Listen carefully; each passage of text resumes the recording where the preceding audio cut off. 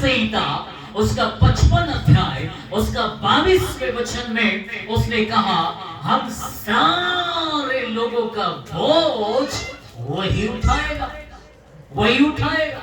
देखो 55 भजन संहिता 55 उसका 22वां वचन देखो, पढ़ दीजिए। क्या बताया परमेश्वर ने? अपना बोझ यहोवा पर डाल दे। अपना बोझ किसको डाल दो?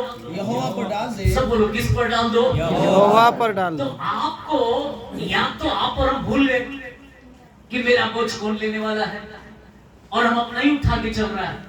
क्योंकि भूल जाएंगे तभी ऐसा होगा, या ज्ञान नहीं होगा तभी ऐसा होगा। तो हम बोलते रहे कि ये तो मेरा बोझ है, ये तो मेरी समस्या है, ये तो मेरी परेशानी है, ये तो मेरा ऐसा दिक्कत है, मेरे जीवन की ऐसी समस्या है। आप मेरा मेरा मेरा मेरा बोल के आप अपना बोझ धो रहा है, जबकि बोझ कौन मांग रहा है? बोझ कौन मांग रहा है? सब बोलो, कौन मांग रहा है? तो क्या करना है आपको? आपका एग्रीमेंट हो गया, याद रखो। क्या हो गया आपका? जिस दिन आपने ज्वाइनिंग लिया, जिस दिन आप उसके पास आया, उसी दिन आपका क्या हो गया? एग्रीमेंट हो गया। समझ में आया एग्रीमेंट? आप सबको समझ में आ रहा है ना? आपका एग्रीमेंट हो गया है। जब आपका एग्रीमेंट हो गया है तो आपको समझ लेना है कि मेरा बोझ मुझे किसको देना है? प्रतिदिन का बोझ किसको देना है? परमेश्वर यहोवा को। या तो मैं अपना बोझ देना भूल गया हूं, या मुझे पता नहीं है, एग्रीमेंट मेरा हुआ करके मैं मुझे पता नहीं है, जानकारी नहीं है, तभी मैं शायद रोऊंगा, लेकिन ये तभी मैं परेशान होगा। लेकिन जिस दिन मुझे पता चल जाए कि मेरे जीवन में मैं जिस दिन यीशु के पास आया हूं, उसने मुझे बुलाया है, उसने मुझे एक अच्छी जगह पर रखा है, मेरा एग्रीमेंट उसके साथ हो गया है। अब एग्रीमेंट के हिसाब से मेरा जीवन यहाँ होना चाहिए। एग्रीमेंट के हिसाब से आप अपने आप को देखोगे, क्योंकि मैं जब कभी भी वचन को देखूंगा तो क्या बोलूंगा? मुझे यहाँ नहीं यहाँ होना चाहिए, मुझे यहाँ नहीं यहाँ होना चाहिए। आप वचन को देखकर अपनी स्थिति और हालात और परिस्थितियों को बदलोगे, क्योंकि आपको पता है आपको परमेश्वर ने कहां के लिए बुलाया। आदम को परमेश्वर ने जब बुलाया तो आदम को परमेश्वर ने अदन की वाटिका में एक स्वस्थ जीवन, महिमा से भरा हुआ जीवन, आत्मा का जीवन, परिपूर्णता का जीवन, एक स्वर्गीय अनुभव, अपने पिता के साथ रहने का अनुभव उस परमेश्वर ने आदम की जिंदगी में दिया। और आदम बड़े आनंद के साथ उस जगह पर था, लेकिन जैसे उसके जीवन की अनाज्ञाकारिता उसके जीवन के लिए श्राप में बदल गई। अनाज्ञाकारिता उसके जीवन में श्राप में बदल गई। एक बुलाया हुआ व्यक्ति को याद रखना है, मेरे साथ परमेश्वर के कौन कौन से वायदे हैं, कौन कौन सी बादशाहें हैं, क्या मुझे पूरा करने के लिए परमेश्वर ने मुझे बुलाया, और इसमें चलकर इसको यदि मैं पूरा करूंगा तो ये मेरे लिए आशीष में बदलते जाएगा। ये यहीं तक नहीं, संसार तक के लिए नहीं, स्वर्ग तक के लिए आपको प्रभु वायदा करता है। हालेलुया। जब हम अंत में जाएंगे उसके पास, वहां तक की प्रतिज्ञा परमेश्वर ने हमको यहां कर दिया। तो इसके बारे में अब आपको और मुझको क्या करना है? समझना है, समझना है। आदम बाबा ने जिस दिन अपने जीवन में परमेश्वर की इन बातों के लिए अनाज्ञाकारी हुआ, उसी दिन बाइबल बताती है उसका जीवन का पतन हो गया।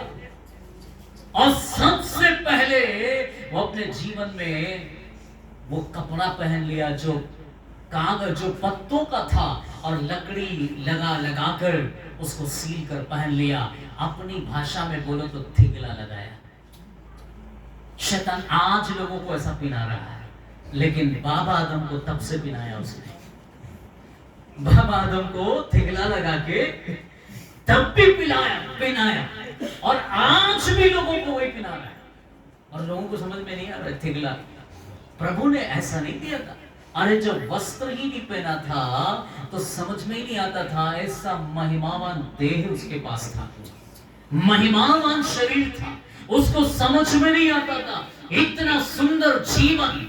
लेकिन जब पाप आया, अनाज्ञाकारिता आई, उसने महिमावान देह को त्यागा, भौतिक देह में आया। ये भौतिक देह ही इसके जीवन का बोझ बन गया। अब जीवन रोटी बन गया, अब पापी पेट का सवाल बन गया। अब मनुष्य अपने जीवन में आज केवल रोटी के लिए भाग रहा है, जिंदगी के लिए नहीं। रोटी के लिए भाग रहा है व्यक्ति। आज व्यक्ति के जीवन की आशा रोज सुबह उठो तो रोटी। इसलिए सुलेमान ने बोला, पृथ्वी के नीचे जो कुछ भी मनुष्य करता है वो सब कुछ उसके लिए व्यर्थ ही व्यर्थ है। वो सब उसके लिए क्या है? व्यर्थ ही व्यर्थ है। और वास्तव में व्यर्थ है। रोटी आज खाओगे कल चला जाएगा, शरीर में थोड़ा ताकत मिलेगा, है ना? आज खाओगे ताकत मिलेगा तब चलोगे, है ना? तो ये सब आपके लिए क्या हो गया? व्यर्थ हो गया। लेकिन एक मनुष्य के लिए परमेश्वर प्रतिज्ञा करता है, यदि एक मनुष्य परमेश्वर की महिमावान जीवन में आ जाए तो भौतिक देह से हटकर आत्मिक देह में व्यक्ति प्रवेश करता है। और आत्मिक देह उसके लिए जीने का कारण है। जब तक व्यक्ति भौतिक दशा में है तब तक वो हर चीज का लालची बना रहेगा, लालची बना रहेगा।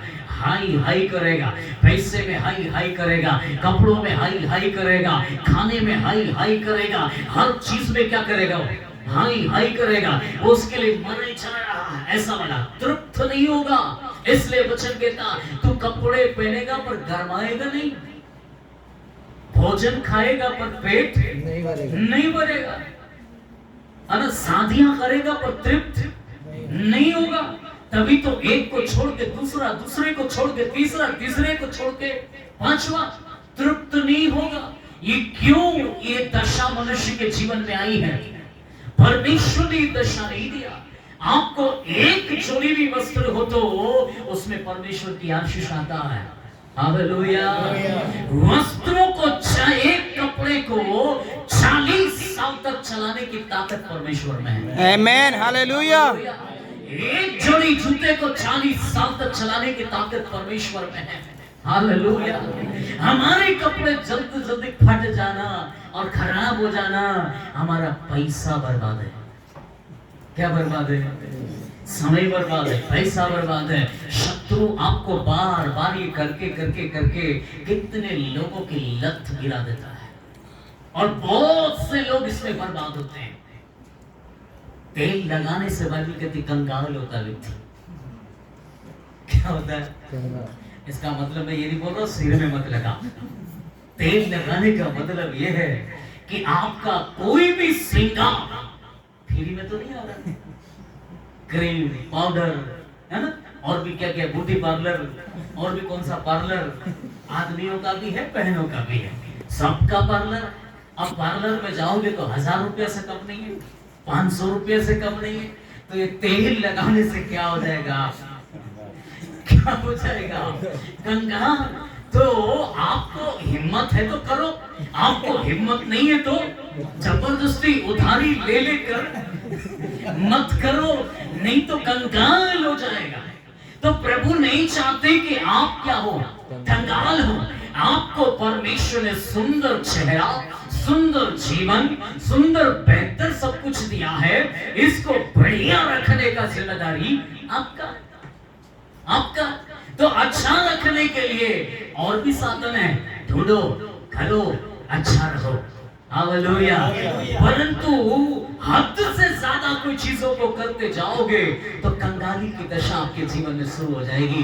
कई बहनों ने भाइयों को इसलिए छोड़ दिया कि ये तो मेरे को क्रीम नहीं दिलाता है, ये तो मेरे को ब्यूटी पार्लर नहीं ले जाता है, ये तो मेरे को ऐसा नहीं करता है, ऐसा बोल के वो छोड़ के दूसरे के पास चली गई। ऐसा भी हुआ है। क्रीम पाउडर वो वजह बन गया, जबकि रोटी की कमी नहीं था, घर का कमी नहीं था, और भी जीवन का अच्छी बातों का कमी नहीं था। केवल क्रीम पाउडर के चक्कर में कहीं और। ऐसा गलती जिंदगी में कभी नहीं होना चाहिए। ये गलत बात है। परमेश्वर का वचन में कहता है उसने परिपूर्णता का जीवन दिया है, और परिपूर्णता के जीवन में ये दुनिया का कोई भी चीज हमारी जिंदगी में नहीं है।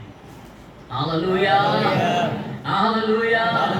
सोचो महिमावान देह के विषय में जब आप बात करो तो उस समय की चाल, उस समय की भाषा, उस समय का जीवन कितना सुंदर रहा होगा। आज पसीना आता तो बदबू मारता है, उस जमाने में नहीं था। आदम बाबा 3-3 नदी का पानी सींचने के बाद भी खुशबू आती थी उसको, बदबू नहीं आती थी। अब सेंट लगा लगा के थक जाओ तो भी पड़ोसी को दिक्कत ही होता है। अब सोच के देखो, ऐसी दुर्दशा मनुष्य के जीवन में हो गई, और ऐसी दुर्दशा से परमेश्वर आपको और मुझको बचाना चाहता है, क्योंकि परमेश्वर आपके मेरे जीवन से बात करता है। तो क्या बोला उसने? परिपूर्णता का जीवन। अब परिपूर्णता का जीवन जब उसने दिया, उसमें अनाज्ञाकारिता आई, और वो अनाज्ञाकारिता ही इसके लिए गिरने की वजह बन गया, और भौतिक देह में आ गया, और थिगला पहनने वाला जीवन बन गया।